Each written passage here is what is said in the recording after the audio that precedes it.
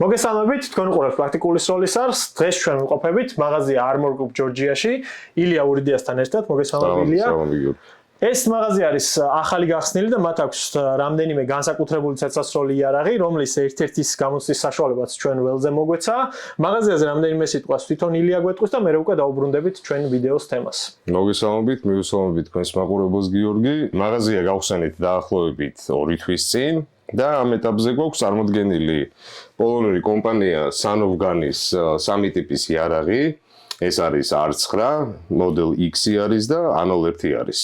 ეს ორი მოდელი არის 9 მმ-იანი, ხოლო ეს არის ANOL-1 5.56 კალიბრი. ვართ ამ კომპანიის ოფიციალური წარმომადგენლები საქართველოში.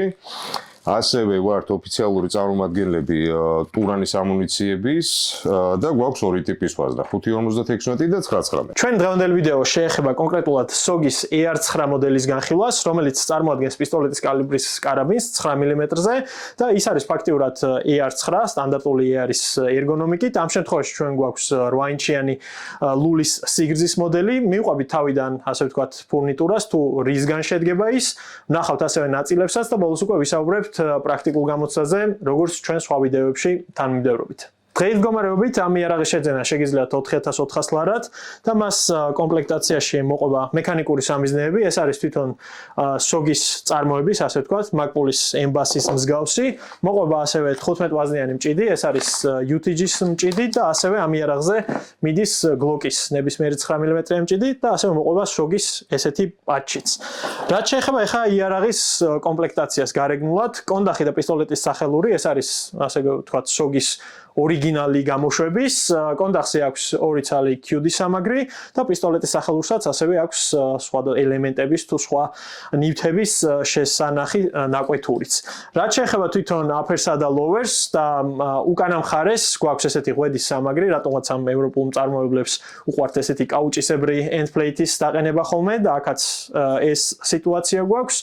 გადასატანის სახელური არის ამბი, ორმხრივი, ოდნავ უფრო ასე ვთქვათ, გამოწეული, რაც ოპტიკის დაყენების შემდეგ გადატენვის დროს უფრო მოსახერხებელია. სასხლეტი ამ შემთხვევაში გვაქვს სტანდარტული, ანუ ვერ იტყვი რომ თლად ხისტი მილსპეკია, თუმცა სასხლეტი არის სტანდარტული მილსპეკი. რაც შეეხება lowers და ეგრეთ წოდებულ სასხლეტის დამცავს, ანუ trigger guards, ის არის განუყოფელი ნაწილი lower-ისა და ამ შემთხვევაში ამის შეცვლა არ ხდება.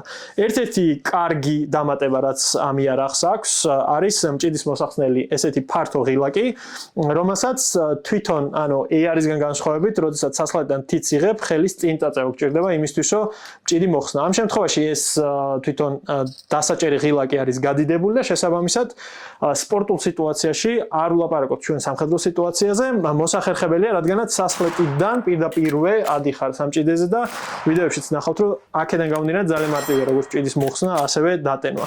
აქეთ ამ მხარეს საკეტის დამშვები აქვს სტანდარტულად, როგორც იარებზე ხდება. რაც შეეხება სამჭიდეს შახტას, ეს ოდნავ გაფართოებული აქვს შესასვლელი და ესეც შესაბამისად ცოტათი უფრო გვიადვილებს გადატენვას. Handguards რაც შეეხება, როგორც ხედავთ, ეს არის თავისუფლად დაკიდებული 2 ცალ ხრახნზე და კარგი დამატება რაც არის, ეს არის გადატრიალების საწინააღმდეგოდ, ასე ვთქვათ, ეს handguard-ი თვითონ მას აქვს სპეციალური გამოშვერილი, რომელიც upper-თან არის თანაქმედებაში და შესაბამისად დატვირთვაზე ის არ გადატრიალდება. ლულა ამ შემთხვევაში გვაქვს 8 ინჩიანი სიგრძის, თუმცა SOG-ი ზოგადად უშვებს სხვადასხვა სიგრძის ლულების თავის PCC-ებს, ეს არის შავი ნიტრადირებული 41-40 ფოლადი. რა თქმა უნდა, ავტომატიკის მოქმედების სქემა არის ჩვეულებრივი blowback-ი, ანუ თავისუფალი საკეტი და როდესაც რამდენიმე ვიდეოს ნახავთ თვითონ ამ SOG-ზე, იქ ამბობენ, რომ უკუცემის მექანიზმში რაღაც ცვლილებები შეიტანეს, გარეგნულად ეს არ ეტყობა, ეს ეხება კონკრეტულად ზამბარის დაჭიმულობას და თვითონ ბუფერის წონას, რითიც ოდნავ უფრო რბილი არის ეს იარაღი განსხვავებით სტანდარტული AR9-ისგან.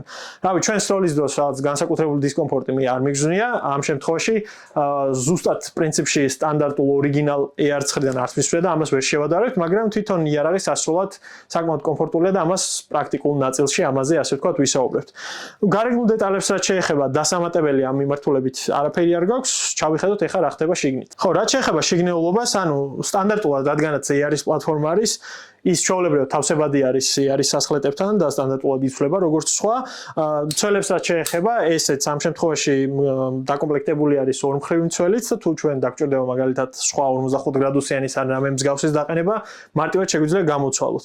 ბუფერსაც შეეხება, ბუფერის და ზამბარაც სტანდარტულად არის აქ მოთავსებული და გადასატან სახელურზე მე პრინციპში ორი სიტყვა ვთქვი, ეს არის ასეთი ორმხრივი, ხოლო საკეთს რაც შეეხება, ეს არის სპეციალური საკეთი, რაც ER9-ზე, რა თქმა უნდა, მსგავსი, ასე ვთქვათ, კონსტრუქციისა. ჩვეულებრივად ბეჭდებს რო დავაკვირდეთ, ანუ დაბეჭდის ხარისხი არის კარგად გაკეთებული და საჩერი ჭილები აქვს, ამასაც ჩვეულებრივი, რისი მოხსნის შემდეგაც უკვე ზამბარით, ანუ ზამბარასთან ერთად გამოდის თვითონ ნემსა, ეგრეთ წოდებული დამრტყმელი.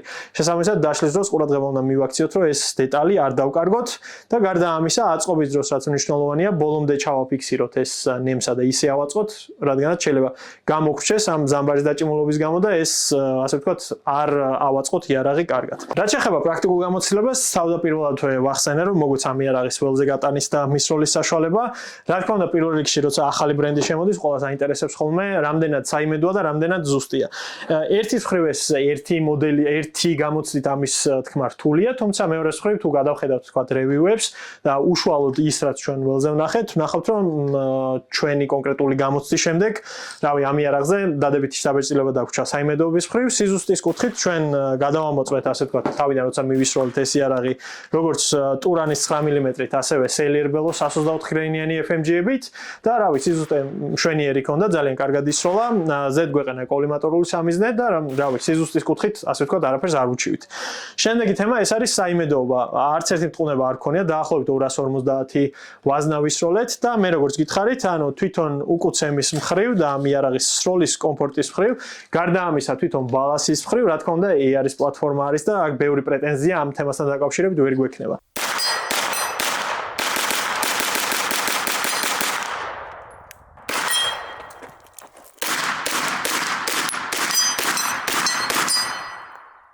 რაც შეიძლება, ასე ვთქვათ, რითიც ეს იარაღი უფრო გავაუმჯობესოთ და გავხადოთ უფრო უკეთესი სასროლი, ეს არის სასხლეტის შევცვალოთ მასზე და დავაყენოთ რამე ერთსაფეხურიანი ისეთი მოსპორტულო სასხლეტი და ასევე შეგვიძლია შევცვალოთ კომპენსატორიც, ცოტათი გრძელი ხალხისთვის, ასევე კარგი იქნება თუ წინ რაიმე hand stops დავაყენებთ, რადგანაც მოკლელულაა და ბუნებრივად ხელი წინ არ გაგვექცეს.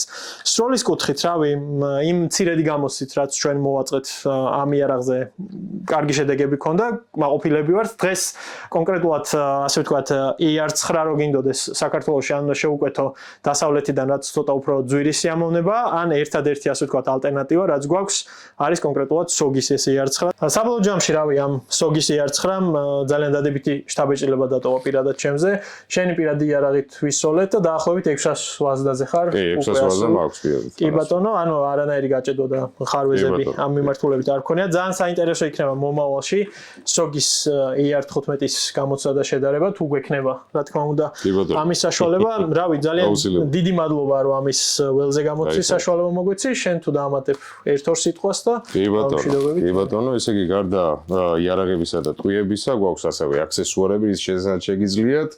გვაქვს როგორც SAVIOR-ის, ისევე UTG-ის, FAB Defense-ის და ბევრი საინტერესო რაღაცეების შემოთავაზება შეგვიძლია ჩვენთან მაღაზიაში. კი ბატონო, ანუ თვითონ მაღაზიის ლოკაციას მე ვიდეოს აღწერაში ჩავაგდებ. კიდევ ერთხელ მადლობა, რომ მოგვეცი საშუალება ამ იარაღის გამოცდისა და მომავალ შეხვედრამდე შემდეგ ვიდეოში. კარგად, ნახვამდის.